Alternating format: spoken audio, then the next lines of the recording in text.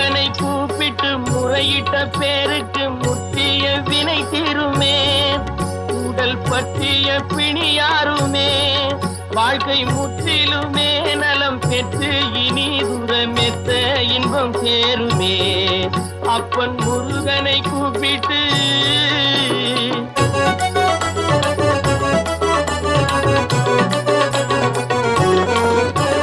குமரனை கும்பிட்டு கொண்டாடுவோருக்கு குமரனை கும்பிட்டு கொண்டாடுவோருக்கு குறைகள் யாவும் போகுமே.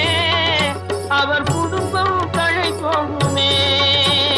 குமரனை கும்பிட்டு கொண்டாடுவோருக்கு குறைகள் யாவும் போகுமே.